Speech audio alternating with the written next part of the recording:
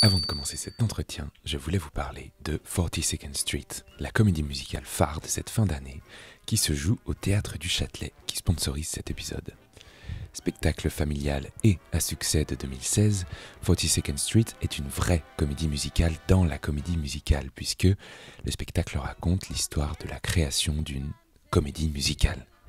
Des claquettes, des paillettes, des chansons entêtantes, tout ceci se retrouve dès le 7 décembre 2022 au Théâtre du Châtelet pour 44 représentations. Ce qui m'a tout de suite interpellé dans ce spectacle, c'est qu'il s'agit d'une adaptation du roman de Bradford Ropes et du film éponyme. Alors de quoi donner envie de découvrir comment les 47 artistes incarnent cette version sur scène, accompagnés par les 19 musiciens en fosse, sans oublier les 300 costumes. Bref, un vrai grand spectacle good vibes pour la fin d'année, dont les réservations sont d'ores et déjà ouvertes sur le site du Théâtre du Châtelet. Et à présent, place à l'entretien.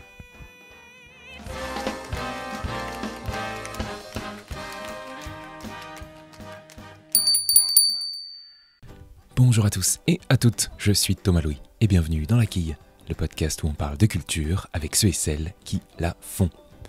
Cette semaine, j'ai rencontré la chanteuse et coach vocale Jasmine Roy. Son nom vous dit peut-être quelque chose, et pour cause, la carrière de Jasmine Roy est très riche. On l'a notamment croisée dans la comédie musicale Starmania, mais aussi à la Star Academy dans son rôle de répétitrice.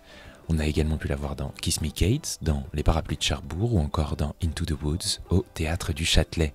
Et justement, cette relation qu'elle entretient avec le Théâtre du Châtelet s'illustre une nouvelle fois avec le Châtelet Musical Club qu'elle incarne et présente depuis 2021.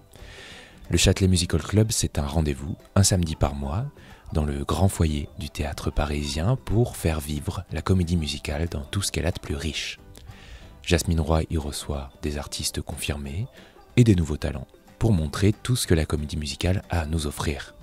Alors bien évidemment, tout un chacun peut s'y rendre, en famille, entre amis, tout seul, bref, un rendez-vous à ne pas manquer pour découvrir ou redécouvrir la comédie musicale.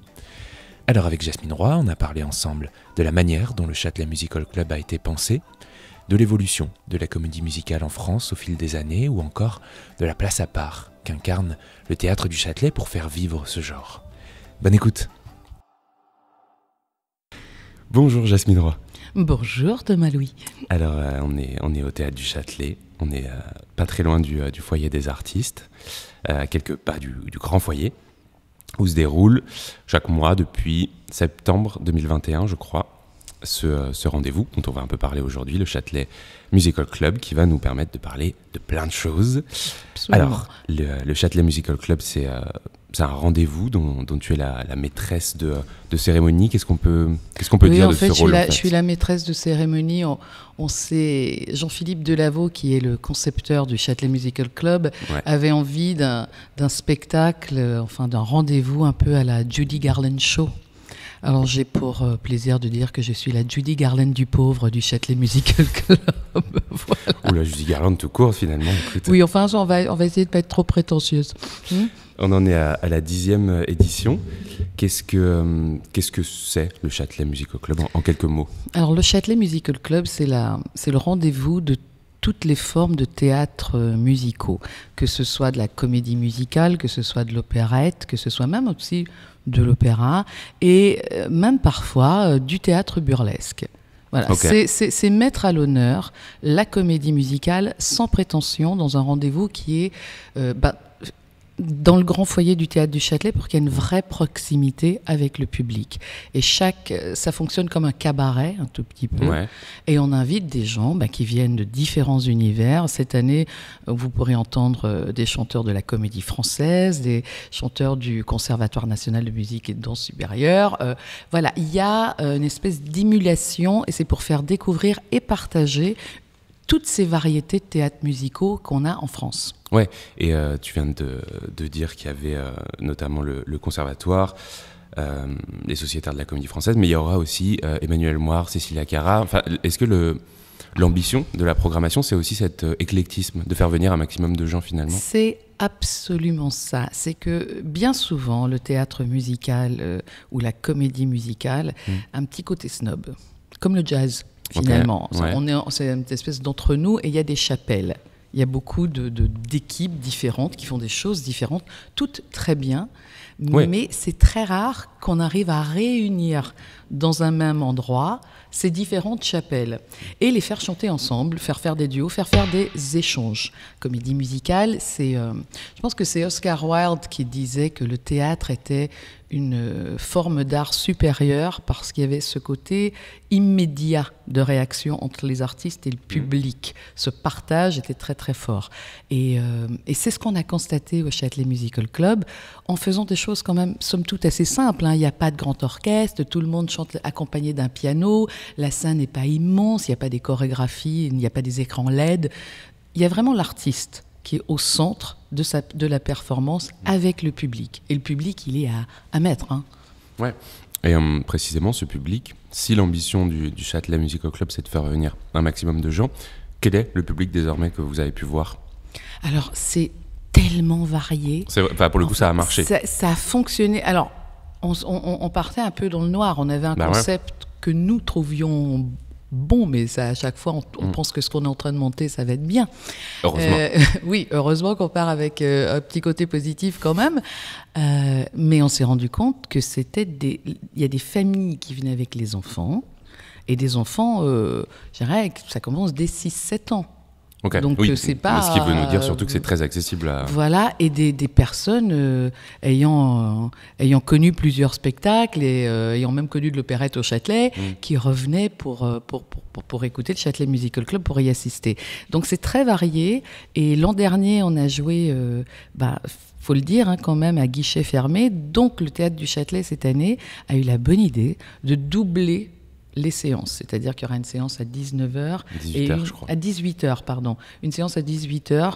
Et là, je suis en train de réfléchir à comment je vais m'organiser entre la répète, mon maquillage et ma coiffure. Merci. 18h. Il n'y a pas beaucoup de boulot. Oui, c'est cela, oui, flatteur. 18h et 21h. Et 21h. Donc, ça veut dire qu'il y a 2 fois plus de billets qui vont pouvoir être vendus. Sincèrement, les billets sont à 15 €. C'est plutôt un spectacle au prix raisonnable pour y côtoyer les artistes qu'on y côtoie. Et d'ailleurs, comme c'est un petit côté intimiste et qui ne se prend pas la tête et un peu bon enfant, souvent les artistes restent après le spectacle pour parler avec les gens du public et pour prendre une coupe. Je ne sais, c'est vraiment familial et à la bonne franquette. Le répertoire, est-ce que... il est uniquement anglo-saxon, typiquement. À quoi il ressemble ? Alors, le répertoire, on fait attention justement, comme on a des artistes qui viennent de milieux très différents, on essaie de respecter aussi ça dans le répertoire. On essaie de mettre à l'honneur et la comédie musicale comme on l'entend à Broadway. Les grands standards du Golden Age et des années 60, et même de la comédie musicale plus récente qui est beaucoup plus pop, mais très Broadway, très anglo-saxonne. On a du répertoire d'opérette français, et on a aussi, et ça c'était très très très important pour moi, de la comédie musicale contemporaine française. Donc ça peut aller de Roméo et Juliette, Notre-Dame de Paris, Starmania, à des choses beaucoup plus intimistes, mais qui sont extraordinaires, comme la comédie musicale Chance, qui a fait un tabac l'an dernier. Les gens ont découvert ça ici. Du même auteur, Hervé de Volder, là, il y a La Crème de Normandie, il y a La Poupée sanglante, il y a les comédiens, il y a plein de plus petites comédies musicales qui sont extraordinaires et qui, j'allais dire, poursuivent un tout petit peu le travail qui avait été commencé par des gens comme Michel Legrand et Jacques Demy, de la comédie musicale contemporaine de leur époque. Et il faut la mettre en avant parce qu'elle existe. Il faut arrêter de penser que la comédie musicale ne se fait que dans le West End ou à Broadway. Il y a des choses formidables qui se font ici à Paris. Oui, justement. Et en France d'ailleurs. À quoi elle ressemble ? Parce que je pense que c'est pas la même partout. En France, elle ressemble à quoi ? C'est quoi le paysage de la comédie musicale aujourd'hui ? Le paysage de la comédie musicale, ça varie en ce moment justement de Je vais t'aimer, qui est une comédie musicale, un patchwork un peu à la Mamma Mia, mais sur les chansons de Michel Sardou, à la comédie musicale dont je vous parlais, la Crème de Normandie, qui est... Allez, ça se situe entre le théâtre musical et l'opérette. On n'entendra pas à la radio les chansons de cette comédie musicale-là. C'est du théâtre musical. On a vraiment des grands spectacles de variété en France et la comédie musicale dont on théâtrale. Parle parfois un peu moins et c'est important de le préciser. Oui, c'est pour ça qu'on est là aussi. Et l'an dernier, il y a plein de nouveautés qui ont été proposées au public du Châtelet Musical Club et c'était assez étonnant de dire mais où est-ce que ça se joue? Mais on veut aller voir ça. Si ça peut ouvrir un tout petit peu les oreilles. Complètement. Et d'ailleurs, je ne sais pas si c'est toujours le cas pour ces prochaines sessions, mais qu'à la fin de chaque heure, il y a un artiste qui vient présenter une de ses créations. Je ne sais pas si c'est toujours le cas. J'allais presque dire peu importe, mais est-ce que, tout ça pour en venir, est-ce qu'il y a 20 ans, par exemple, les artistes étaient davantage prêts à s'engager vers ce genre qu'était la comédie musicale. Alors, est-ce que ce genre a évolué, en gros? Ouais, en France. Alors, moi, je suis arrivée en France en 93 pour participer à une comédie musicale, un opéra rock, qui s'appelait et qui s'appelle toujours d'ailleurs Starmania. On était tout le cast, toute l'équipe était québécoise au niveau des chanteurs, à part un chanteur, Franck Cherbourne, qui était français.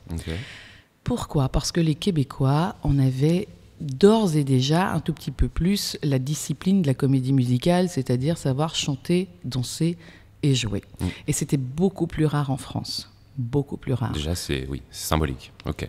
Depuis 20 ans, moi je travaille dans plusieurs écoles de comédie musicale et je vois que les voix ont évolué. Les chanteurs deviennent un peu comme aux États-Unis, ce qu'on appelle des triple threats. Les triple threats, c'est des menaces à 3 branches, c'est-à-dire que vous pouvez danser, chanter et jouer, en ayant toujours, bien entendu, un forté, parce que tout le monde n'est pas Liza Minnelli. Voilà. Mais c'est maintenant les artistes français pouvant faire de la comédie musicale et à très bon niveau, il y en a. Et il y en a beaucoup. Et il y en a beaucoup. Ouais. Qu'est-ce qu'il faut pour être bon en comédie musicale? Tu viens de parler de la voix. Est-ce que la voix est le seul outil? Ah non. Dans certaines comédies musicales et dans certains rôles, on préfère souvent avoir de bien meilleurs comédiens et de moins bons chanteurs. Parce que de toute façon, ce qui est important en comédie musicale, c'est de raconter l'histoire. C'est du théâtre. Une vraie comédie musicale, on a une scène, souvent la scène est précédée ou suivie d'une chanson qui continue le propos, l'histoire. C'est-à-dire qu'on n'a pas des chansons en principe qui viennent juste égayer le propos, décorer. C'est-à-dire que c'est une continuité. C'est comme à l'opéra, sauf qu'à l'opéra, il n'y a pas de scène parlée, tout est chanté. C'est la différence. L'opéra, tout est chanté. Starmania étant un opéra rock, tout est chanté, il n'y a pas de scène parler. Mais si on prend Les Misérables, si on prend La Mélodie du Bonheur, il y a des scènes parlées et il y a des scènes chantées. Et je pense qu'il faut avoir un forté de toute façon. C'est où être bon chanteur, mais il faut vraiment être très bon comédien aussi. Et j'insiste sur ça. Des grands chanteurs avec des grandes voix, il y en a pas mal. Il y en a pas mal, Mais des grands chanteurs avec des grandes voix qui ne racontent rien, quand ils chantent, ça n'intéresse personne en comédie musicale.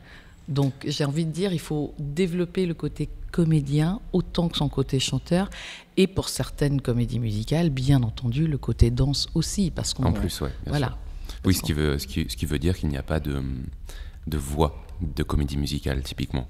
Ah, mais il y a une façon de chanter Broadway qu'on appelle dans le métier legit, c'est-à-dire que c'est un placement légitime qui s'approche d'une technique de lyrique, mais mais avec un placement différent. Mais c'est une technique, une vraie technique, parce que quand on chante 8 soirs ou 8 fois semaine, 2 à 3 heures, faut avoir une vraie technique un bon placement, parce que ce n'est pas, on se réveille pas un matin en disant tiens, je vais faire 8 spectacles par semaine et ma voix va pas être détruite. Non, ça n'existe pas. Puis ça va marcher surtout, quoi.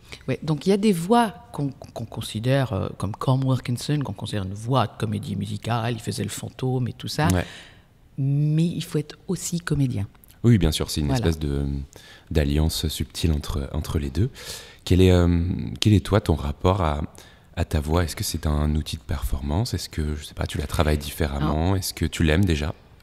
En étant québécoise, dans les années où je suis née, bien entendu, il fallait que ce soit un outil de performance. C'est-à-dire qu'elle est chantée fort et large et aiguë. Et au fil des années, et au fil des rôles surtout, on s'aperçoit quand on décide... Moi, je viens principalement du jazz aussi, donc la performance, elle est autre part. Elle est plus dans le côté musicalité que dans le côté envoi de voix. Mais sur la variété à l'époque, c'était la mode des Céline Dion, des Lara Fabian, qui avaient des voix très très larges. Donc il fallait ce côté un tout petit peu performant tout le temps. Mais la performance en comédie musicale, quand on fait de la comédie musicale, n'est valable que dans la performance de raconter l'histoire, la performance théâtrale chantée. Voilà, donc quand on fait une Madame Thénardier, on n'en voit pas la même chose que quand on fait Goldet. Typiquement. On est là pour servir un rôle.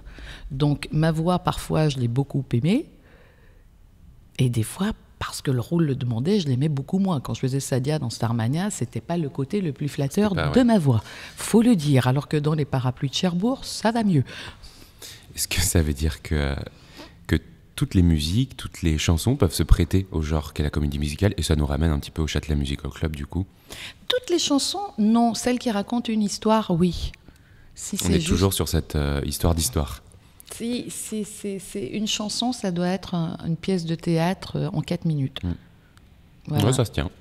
Ça me semble OK. Parce que, voyez, bien sûr qu'on peut inclure dans une comédie musicale des chansons de Black Eyed Peas.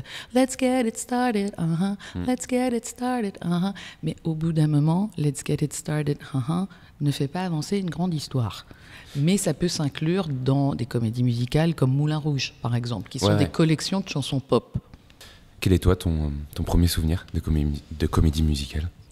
Mon premier souvenir de comédie musicale, c'est probablement quand on regardait à la télé, à l'époque, les spectacles, les rediffusions des Judy Garland Show et des Dean Martin Show, où là j'ai vu les Mary Martins, toutes les légendes de la comédie musicale de l'époque.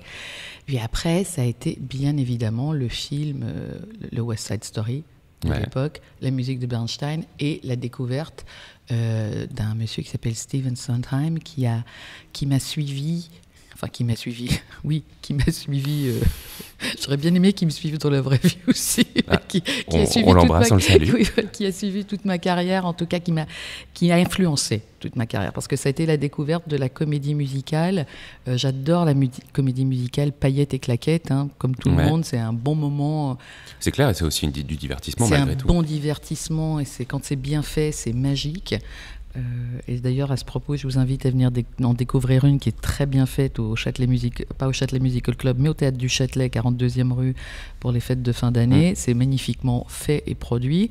Mais au-delà de la comédie musicale claquettes et paillettes, il y a la comédie musicale qui a changé un tout petit peu, qui est apparue dans les années 50-60, celle de Stephen Sondheim, qui parlait de choses de la vie, c'est-à-dire que un propos sociétal. Et ça, Et ça, avec une écriture un peu complexe, mais tellement chiadée, tellement intelligente, avec une musique aussi complexe, parce que Stephen Sondheim était quand même du genre à se prendre la tête pour chaque syllabe, chaque note.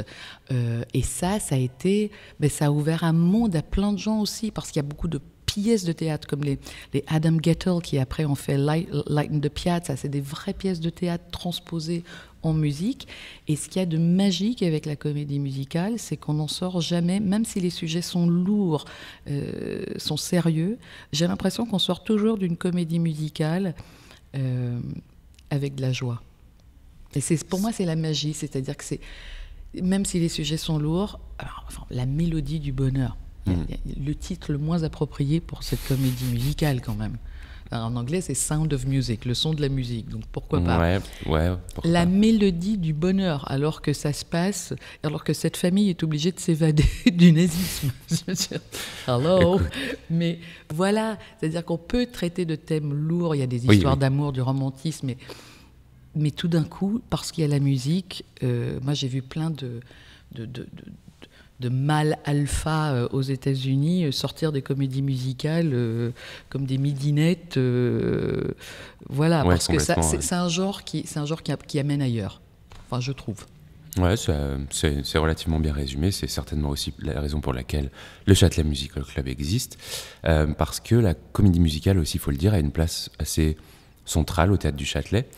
Et puis toi, tu le connais relativement bien, puisqu'on a pu te voir dans plusieurs représentations. Donc, j'ai eu de la chance.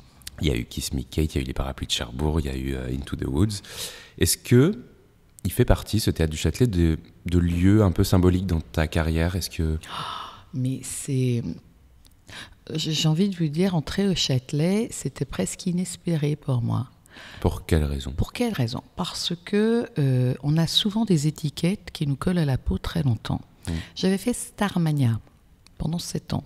Tous les rôles féminins dans Starmania. Sublime expérience, superbe expérience, mais qui est pour moi très loin du monde du théâtre du Châtelet de l'époque où je suis entrée. Et après, j'avais fait Star Academy. Moi, dès qu'il y a le mot star, je suis impliquée. Hein. Écoute. Voilà. J'avais fait Star Academy en tant que répétitrice. Mais ça aussi, émission très populaire que j'ai adoré faire. Ça a été une expérience fantastique. Mais...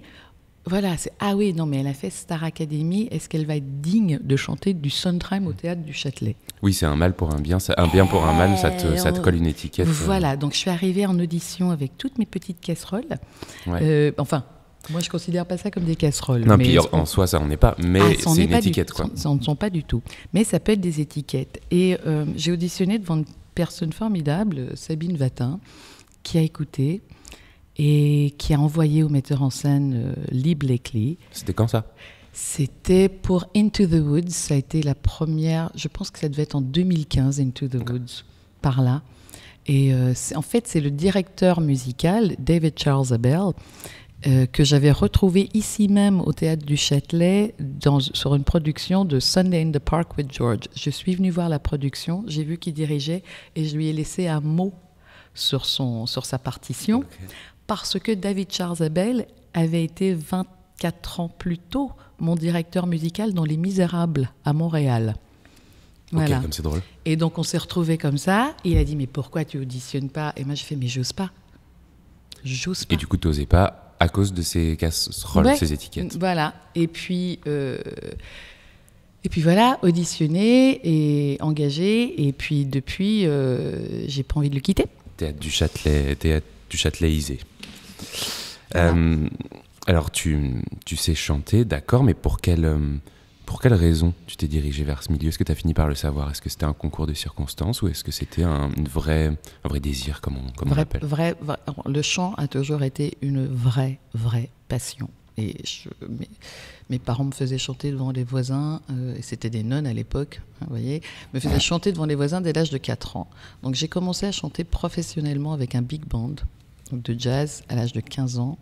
Et à 17 ans, j'ai décroché, j'étais à l'université pour plaire à mes parents, ils avaient décidé ils avaient décidé que Oui, voilà, que je ferais un diplôme en finance internationale et puis l'opportunité de faire le rôle de Janet dans The Rocky Horror Show, la comédie musicale, est arrivée et donc j'ai quitté l'université et à 17 ans, j'ai commencé en fait et j'ai eu une chance folle, c'est-à-dire que j'ai pas passé de longs moments sans travailler.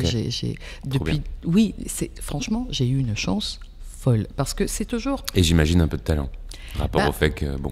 Moi, j'ai toujours dit qu'il fallait un peu de talent, effectivement, énormément de travail et beaucoup de chance. Ok. Voilà. C'est une bonne recette.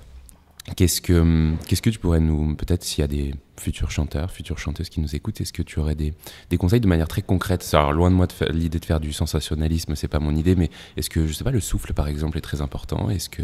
Mais enfin, je pense qu'il faut pas avoir peur d'aller voir des professeurs de chant, d'acquérir une technique pour après. C'est très contraignant apprendre la technique, c'est très très contraignant. En revanche, une fois qu'on l'a, on fait ce qu'on veut. Et ça donne une liberté extraordinaire. Donc même si on a une grande voix ou un très bon instrument de naissance, et ce qui était mon cas, si on n'a pas de technique, on n'explore pas la moitié des choses qu'on va pouvoir faire et on risque de se faire très très mal.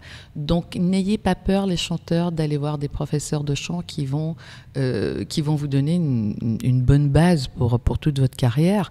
Et souvent les chanteurs disent ouais mais non, moi si j'ai de la technique ça va changer le timbre de ma voix. Ça c'est pas vrai du tout. c'est pas vrai. Ouais. Donc, si on veut perdurer dans ce métier, puis intéressez-vous.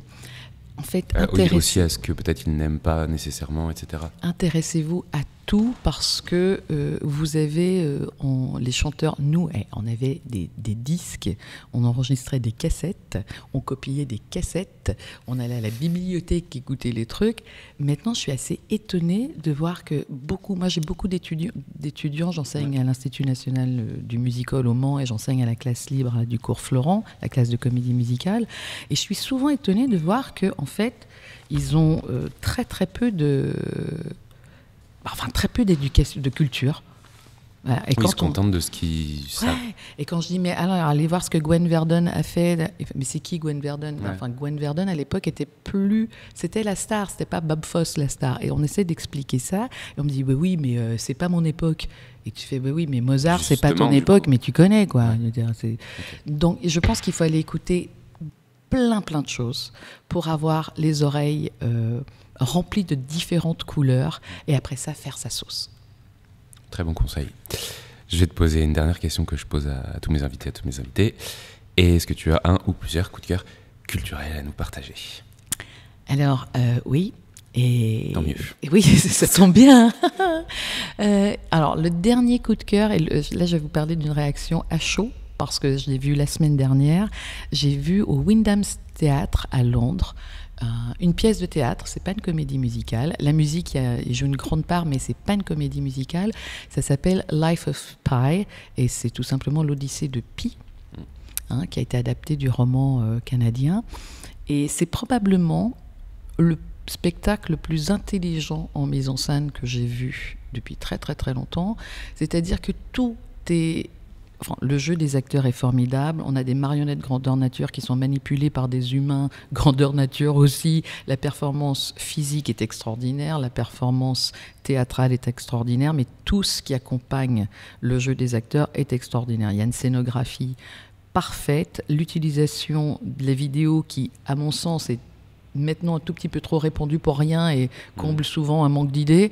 Là, elle est utilisé parfaitement juste ce qu'il faut, le son, le sound design comme on dit aujourd'hui, mais c'est comment on dispose le son dans la salle, enfin les effets de son, est juste d'une perfection. Tout est parfait, tout est intelligent, tout est fin. Courez-y parce que ça finit en novembre et c'est formidable. Et ça, c'est le coup de cœur à chaud parce que c'est la semaine dernière. Et c'est le coup de cœur numéro 1, j'ai l'impression. Ouais. Et le coup de cœur pas numéro 2 parce que c'est c'est le premier coup de cœur. C'est des coups de cœur qui restent avec du recul. Qu'est-ce qui reste de tous les spectacles où on a vu, qu'est-ce qui nous a le plus marqué ? Je pense que le dernier en date, c'est sûrement Un violon sur le toit, dans la mise en scène de Barikowski, que j'avais vu à l'opéra au Comiché à Berlin, mais que j'ai eu le plaisir de jouer à l'Opéra national du Rhin. Et ça, c'était 3 heures de pur bonheur et de pur... tout le monde était très impliqué dans ce spectacle parce que le message est beau, il est grand, mais en plus de ça, une mise en scène absolument formidable.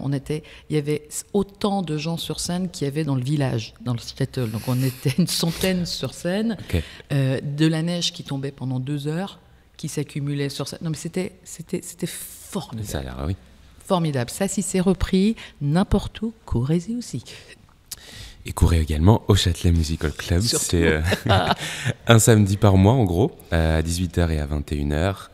Alors, je vous invite à consulter le site du Théâtre du Châtelet pour voir toute la programmation, les conditions, etc. Mais les prochains rendez-vous, c'est le 26 novembre, c'est des samedis. 26 novembre, 21 janvier, 4 février, 4 mars, 15 avril, 13 mai. Bon, bref, je m'arrête là. Et c'est incarné par Jasmine Roy. Merci beaucoup, Jasmine. C'est gentil, merci Thomas. Et bien voilà, la quille, c'est terminé pour cette semaine, mais on se retrouve la semaine prochaine avec une nouvelle invitée ou un nouvel invité pour parler culture. En attendant, n'hésitez pas à vous abonner au podcast, à vous abonner aux réseaux sociaux de la quille, notamment Instagram, et puis à en parler autour de vous, tout simplement. Merci beaucoup pour votre écoute et à la semaine prochaine.